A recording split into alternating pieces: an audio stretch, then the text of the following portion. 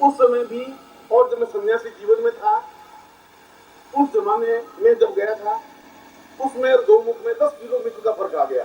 10 kilometre बर्फ पीछे सरक गई, क्योंकि बर्फ पिघलती गई, पेड़ कटते गए। नाम तो जरूर भोजवासा है। भोजवासा का मतलब है जहां भोजपत्र करोड़ों की संख्या में पेड़ हो। और आपको ये जान करके बहुत ज्यादा आनंद होगा कि पूरे 250 किलोमीटर के एरिया में अब भोजपत्र का एक छोटा सा पेड़ बचा हुआ है। जहां लाखों पेड़ थे वहां एक पेड़ इसलिए बच गया है कि वहां के निवासियों ने कटने के लिए तैयार हो गए उस पेड़ को, कि हमारे आने वाली पीढ़ियां ये देख सकें कि भोजपत्र का पेड़ कैसा होता था। तो पेड़ कट गए, पिघल रही, पीछे सरकता गया। और पिछली बार गया उससे भी 3 किलोमीटर पीछे निकल गई थी उस चट्टान। इतना अधिक वह सारा जंगल वीरान हो गया था। साधु संतों ने लकड़ियां काट काट करके और जला करके और धूनियां लगा दी। बात सरकार ने इस बात को दिखाई नहीं। और अब केवल 2 किलोमीटर और पीछे रह गया है जहां ब्रह्मपुत्र नदी निकलती है। और नदी ब्रह्मपुत्र नदी तो एक दूसरे रास्ते से जाती, वो रास्ते हरिद्वार के रास्ते से गंगा नदी जाता है। वो शायद और बर्फ की चट्टान पीछे सकेगी तो क्या स्थिति बनेगी, इस बात की देख कल्पना की जा सकती है। वह हम शिव का चित्र फिर उस समय नहीं देख पाएंगे। यह एक दुख है, वेदना है। इसलिए मैंने कहा कि आपने जो नहीं देखा ये जीवन की न्यूनता है। तुम्हारे जीवन में कोई ऐसा गुरु मिला नहीं जो तुम्हें ले जा सके कि चलो तुम्हें देखना है जीवन का। ये गौमुख भी देख लेनी है, ये गंगोत्री भी देख लेनी तुम्हें। ये आनंद जो प्रकृति का है, जो वास्तविक प्रकृति है, मैं तुम्हें दिखा देता हूँ। ये जो पुराणों में वर्णन है ये सब तो सत्य है, ये प्रामाणिक है, ये मैं तुम्हें दिखा देना चाहता हूँ। तुम्हारी पिछली पीढ़ी को नहीं मिला, तुम्हारी पीढ़ी में भी कुछ लोगों को मिला, कुछ लोगों को नहीं मिला। इसलिए कोई जरूरी नहीं है कि प्रत्येक क्षण कोई ऐसा विद्युत अवतरित हो ही जो तुम्हारा हाथ पकड़ के तुम्हें ज्ञान, चेतना, साधना, सिद्धि देगी। पैसा कमाने की विद्या तो हमारे पिताजी तुम्हें सिखा देंगे, उसमें कोई जरूरत नहीं। संतान पैदा करने की कला के लिए कोई स्कूल में पढ़ने की जरूरत नहीं। साधना सिखाने के लिए की विद्युत्व की जरूरत है, जो दृढ़ता के साथ कह सके, चेतना के साथ तुम्हारे हृदय को टटोल सके, कह सके, तुम्हें आवाज दे सके, तुम्हें बता सके, तुम्हें कह सके कि ये रास्ता तुम्हारा सही है, इस रास्ते पर चल करके तुम कुछ प्राप्त कर सकते हो। और नहीं प्राप्त कर सकते हो, मैं तुम्हारे साथ हूँ, मैं तुम्हें दिखा सकता हूँ कि ये रास्ता है। तुम गौमुख तक नहीं पहुंच सकते, मैं तुम्हें पहुंचा सकता हूँ। उस रास्ते पर प्रकृति को मैं जानता हूँ, तुम नहीं जान सकते, कोई बात नहीं। तुम मेरे साथ चलो, मैं उस चीज को, उस व्यक्तित्व को, उस प्रकृति को जो पुराणों में वर्णन है उस चीज को मैं दिखा सकता हूँ। और अगर वह सब सही है तो फिर मंत्र भी सही। यदि हमें तो विश्वास है ही नहीं, क्योंकि मंत्र तो अपने आप में एक शब्दों का समूह है। मंत्र को आकाश से उतर करके नहीं आए, कुछ लोग आकाश से उतर करके नहीं आए। उन ऋषियों ने, अपने योगियों ने, उन सन्यासियों ने अपने जीवन की तपस्याओं के अंत से जो कुछ मंथन प्राप्त किया वो एक श्लोकों में, उपनिषदों में, पुराणों में अवतरित किया, लिखा। और हमारे लिए ज्ञान की चेतना दी। हमें बताया कि इन मंत्रों के माध्यम से हम देवताओं का सानिध्य प्राप्त कर सकते हैं। मनुष्य अपने प्रयत्नों से कुछ नहीं कर सकता। अगर अपने प्रयत्नों से पूरा कर पाता तो हर व्यक्ति प्राइम मिनिस्टर बन जाता, हर व्यक्ति को बिरला टाटा बन जाता, हर व्यक्ति पर जीवन में सुखी ही रहता, फिर जीवन में समस्या नहीं रहती। हम बहुत सोच समझ करके पत्नी को लाते हैं, भोग बजा करके, देख करके, इंटरव्यू लेकर के, 3 साल तक उसके साथ डेटिंग करके, और उसके बाद आने के बाद भी फिर वही लड़ाई झगड़े हो जाते हैं। हमारे हाथ में नहीं है, तुम्हारे हाथ में होता तो फिर घर में लड़ाई झगड़े नहीं होते, फिर तनाव नहीं होता, फिर समस्या नहीं होती, फिर डिफिकल्टीज पैदा नहीं होता। एक और कोई योनि है, एक और कोई स्तर है जिनको देवताओं का स्तर कहा गया है। एक और ऐसी कोई स्थिति है जहां पहुंचने की जरूरत है, उनसे संपर्क स्थापन करने की जरूरत है, जहां से हम सब कुछ प्राप्त हो सकता है।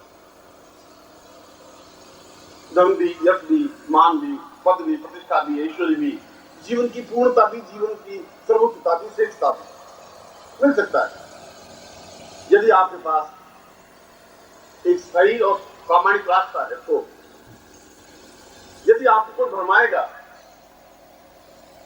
तो गुरु तो हमेशा भरमाएगा ही। गुरु इसलिए भरमाएगा कि गुरु को स्वार्थ है। तुम अगर मथुरा चले जाओगे, काशी चले जाओगे, हरिद्वार चले जाओगे तो 100 के बाद तुम्हें गुरु मिलेंगे, एक तो नहीं मिलेंगे। वहां तो पूरी पगडंडी बैठी हुई है, तिलक छापे किए हुए, भगवे कपड़े पहने हुए, एक नहीं 50 आप मिलेंगे। वो तुम्हारे जीवन का कल्याण नहीं कर सकते, वो तुम्हें जीवन में चेतना नहीं मिल सकते, उनके जीवन में कोई दर्द नहीं है। वो तुमसे भिक्षा मांग सकते हैं, वो कहेंगे हम मंदिर बना रहे हैं, तुम्हें 500 रुपए, तुम शिष्य दो, हम तुम्हें दीक्षा देंगे। जो खुद तुमसे भीख मांग रहा है वो तुम्हें देगा भी क्या? तो तुम्हें क्या दे सकता है? तो गुरु बनी कैसे सकता है? उनमें चेतना ही कहां? भगवे कपड़े पहनने से चेतना नहीं मिल सकती। शंकराचार्य तो जिंदगी पर भगवे कपड़े पहने ही नहीं। गोरखनाथ ने कभी भगवान कपड़े नहीं पहनते जीने, और ये सारी धरती उन गोरखनाथ की तपस्याओं से आपूर्ति स्थल है, जहां उन्होंने साबर साधनाओं की साधनाएं संपन्न की, साबर साधनाएं की, मंत्रों के रचना की, मंत्रों को उत्पन्न किया, एक नवीन तरीके से मंत्रों का निर्माण किया। हम समझ नहीं पा रहे हैं कि इस धरती को कैसा हो गया, क्या हो गया। हमारी धरती पर वशिष्ठ पैदा हुए, विश्वामित्र पैदा हुए, गर्ग पैदा हुए, कणाद पैदा हुए, अगस्त्य पैदा हुए, अरुंधति पैदा हुई। वैसे उच्च कोटि के योगी सन्यासी पैदा हुए, भगवान बुद्ध पैदा हुए, महावीर स्वामी पैदा हुए, शंकराचार्य पैदा हुए, गोरखनाथ पैदा हुए। फिर 5000 वर्ष बीच में बीत गए, एक भी पैदा नहीं हुआ। क्या हो गया? कभी सोचा नहीं हमने इस बात को? इन 5000 वर्षों में कुछ बात ही नहीं हुई, कोई शंकर भाष्य नहीं लिखा गया, कोई गोरखवाणी नहीं लिखी गई। क्यों नहीं गोरखनाथ, एक और गोरखनाथ क्यों नहीं पैदा हो गया? एक मत्स्यनाथ क्यों नहीं हमारी धरती पर जन्म दिया? क्यों नहीं एक शंकराचार्य और आ गया? एक वशिष्ठ क्यों नहीं आ गया? क्या हो गया इन 5000 वर्षों को? इसका चिंतन, इसका उत्तर कौन देगा? इसलिए कि हमारे जीवन में श्रद्धा और चिंतन नहीं रहा। हम भोग विलास में डूब गए, हमने धर्म को प्राथमिकता दी, हमने त्याग को प्राथमिकता नहीं दी। पश्चिम अपने आप को बहुत संपन्न करता गया। पश्चिम की सभ्यता और पूर्व की सभ्यता में कोई बहुत बड़ा अंतर नहीं है। वहां पर पैसों से गुरु खरीदा जाता है। गुरु आए, गुरु को तनख्वाह दे दी, पे दे दिया, आए गुरु ले लिया, गुरु अपनी जगह, हम अपनी जगह, कोई संबंध नहीं, कोई चिंतन नहीं। पर यहाँ पर ऐसा नहीं है। यहाँ पर गुरु शिष्य का पैसों के माध्यम से गुरु नहीं खरीदा जा सकता। यहाँ पर श्रद्धा है, एक सम्मान है, एक दोनों के बीच में रिश्ता है, एक ऐसा रिश्ता है जो बाप और बेटे, माँ और बाप और भाई बहन समझ घर का नहीं हो सकता। ज्ञान और चेतना का देने का रिश्ता है। गुरु चाहता है कि मैं इसको इस रास्ते पर लेकर चलूं जहां अपने आप में इसको पूर्णता मिल सके। उसके मन में एक तड़प होती है, बेचैनी होती है, और वह शिष्य को सब कुछ दे देना चाहता है। तो ऐसा नहीं कहता कि नो, अब तुमने हमें इस महीने ट्यूशन दिया ही नहीं, तुम अपनी जगह, हम अपनी जगह, ऐसा गुरु नहीं कर सकता। यहाँ पर ऐसा नहीं कहता। और जीवन भर शिष्य अपने आप में एक समर्पित रहता है, उनके प्रति एक अटैचमेंट रहता है, प्यार रहता है, उनके प्रति अपने आप को न्यौछावर करने की चिंतन विचारधारा रहती है। और रही बात गृहस्थ की, तो गृहस्थ अपने आप में कोई साधना में बाधक नहीं है।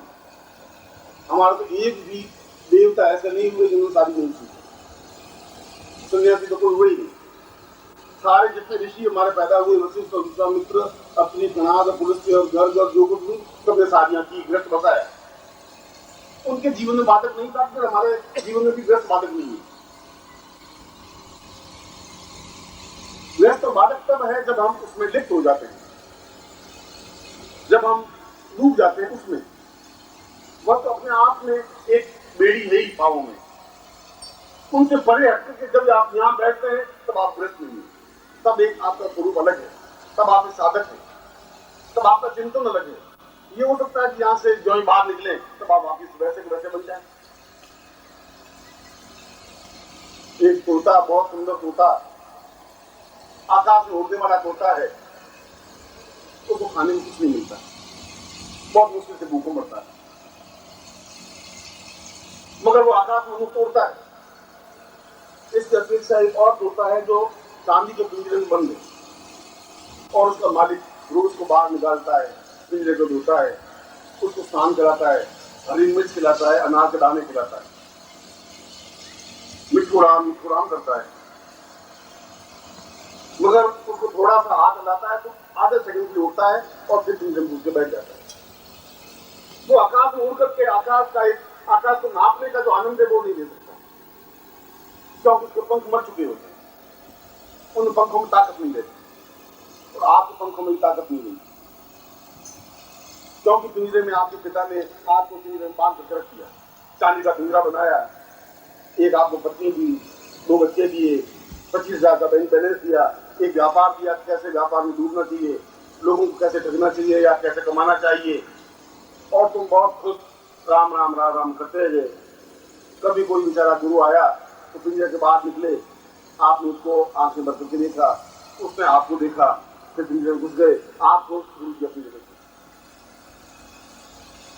ऐसा कौन सा क्षण आएगा जब आप आकाश में उड़ सकेंगे?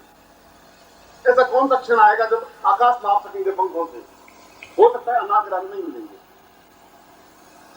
अनाज के दाने खाने वाला मिट्टू भी पहले ही मर जाता है, इतना लंबा समय जिंदगी नहीं व्यतीत कर सकता है। हरी मिर्च खाने वाला मिट्टू तो हर समय उस बिल्ली के भय से डरा हुआ रहता ही है, सुरक्षित रहता ही है। अगर तुम्हारा यही जीवन है तो जीवन नहीं हो सकता। जीवन में तो वन शब्द लगा हुआ है, अगर वन है तुम्हारी जिंदगी में तो जीवन है। यह तो तुम एक भोग भोग रहे हो, जबरदस्ती जिंदगी जी रहे हो, तो तुम्हारी जरूरत नहीं जिंदगी जियो, और जीना पड़ेगा, सांस तो लेना ही पड़ेगा। जब तक नहीं मरेंगे तब तो सांस लेना पड़ेगा, क्या करें? और तुम्हारे घर वाले और तुम्हारे पत्नी और तुम्हारी बंधु और तुम्हारे बांधव और तुम्हारे सगे और तुम्हारे रिश्तेदार इस बात के लिए मना करेंगे कि तुम्हें ये ऐसा दुपट्टा नहीं ओढ़ना चाहिए, बेकार। और बेकार गुरु जी के पास जाना, क्या करोगे? तुम करोगे क्या? 3 दिन दुकानदारी छोड़ोगे और 200 रुपए तुम खर्च करोगे और वहां मिलेगा भी क्या होगा? तो बेकार मूर्ख हो, मेरा अनुभव सीखो, इस दुकान पर बैठे रहो। मैं पूरी जिंदगी में अगर इस दुकान पर बैठ के कमाया है तो मैं तुम्हें भी कमाना सिखा दूंगा। तो उनका अनुभव बोल दो, उन्होंने जिंदगी में तो आकाश मोड़ने की कला सीखी नहीं, इसलिए नहीं सीखी कि उनको कोई गुरु मिला नहीं। ये कोई जरूरी नहीं है तुम्हारी जिंदगी में गुरु मिले, और ऐसा गुरु मिले, ऐसा सदगुरु मिले जो तुम्हें ठकठोर सके, आवाज दे सके, जो तुम देखिया सके, जो तुम्हारे हृदय के कपाट जो जंग लगे हुए किवाड़ हैं उनको ठोकर मार सके, कह सके। कोई जरूर नहीं है कि मैं धक्का मारूं और किवाड़ खुल जाए, कोई जरूर नहीं है, मगर मैं प्रयास करूंगा कि तुम्हारे हृदय के जो किवाड़ बंद है और 7 पीढ़ियों से बंद है, आप तो बंद है, क्योंकि तुम्हें 24 घंटों में 23.5 घंटे उस वातावरण में रहते हो जहां तुम यही कहते हैं ये सब बेकार है, यूज जैसे इसमें जाने की जरूरत नहीं, इन साधनों में, इन मंत्रों में, तंत्र में, देवताओं में कुछ पड़ा नहीं है। ज्यादा से ज्यादा सुबह माँ लक्ष्मी से आरती कर दो, गीता दिया लगाओ, अगरबत्ती लगा दो, जय लक्ष्मी मैया, जय लक्ष्मी मैया। न घर में लक्ष्मी आवे न तुम लक्ष्मी पास जाओ। आज तक आई 7 चीजें होनी है, लक्ष्मी मैया करते रहे तस्वीर जैसी थी वैसी वैसी तस्वीर, न बाहर निकली बिचारी, तुमने उसको बांध कर रख दिया, उसको अगरबत्ती लगा दी, तुम बहुत खुश लक्ष्मी मैया से आरती कर। लक्ष्मी मैया अपनी जगह खुश कि चल 2 मिनट के लिए साला जो कुछ कर रहा है करने दे, अपनी क्या महाराज की। कभी उस लक्ष्मी को बाहर निकलने की क्रिया भी सिखाई, कभी उस जीवन के चिंतन को देखने की, उस ग्रस्त में रहने की कला भी सीखने की क्रिया सीखी। एक कवि ने भगवान शिव का बड़ा सुंदर वर्णन किया, उसने कहा कि हम गृहस्थ तो कुछ है ही नहीं। उस कवि ने श्लोक में एक वर्णन किया, भगवान शिव की प्रार्थना की है, रुद्रा हम अभिषेक कर रहे हैं, एक यज्ञ संपन्न कर रहे हैं भगवान रुद्र के नाम पर, महादेव के नाम पर। और उन्होंने कहा कि मैं ग्रस्त तो कुछ हूं ही नहीं, मेरी अपेक्षा मैं दुखी भी कुछ नहीं हूं। तो कवि कह रहा है आपके दुख को देखने के बाद तो मैं सोच नहीं सकता कि भगवान शिव आप कितने भयंकर दुखी होंगे। एक आपकी पत्नी पार्वती, कोई बात नहीं, मात्र तो कोई समस्या नहीं। फिर बेटा पैदा हुआ गणेश, तो इतना बड़ा पेट कि जितना तुम कमाते रहो खाता ही रहता है, कोई अंत ही नहीं है खाने का। चलो दूसरा बेटा पैदा किया तो 6 मुंह वाला, एक मुंह हो तो एक मुंह भरे। और भगवान शिव यहां तक भी कोई बात नहीं, तुम्हारा वाहन नंदी बैल और तुम्हारी पत्नी पार्वती का वाहन शेर है, और घर में एक ही घर में रहना, शेर और बैल को रोज झगड़ते होंगे, तुम दोनों को बड़ा संघर्ष, बड़ा स्ट्रगल, बड़ा हर समय तनाव। और फिर तुम्हारे गले में सांप की माला, सांप, और तुम्हारे बेटे का वाहन चूहा, और वो आप कभी सांप को पकड़ो कभी चूहा इधर खुद के, और घर में हर समय इतना तनाव रहते हुए भी आप जिस आनंद और मस्ती के साथ रहते हैं, ऐसे आनंद और मस्ती हमें दीजिए भगवान शिव, हम ऐसा चाहते हैं, जश्न ऐसा रहना चाहिए।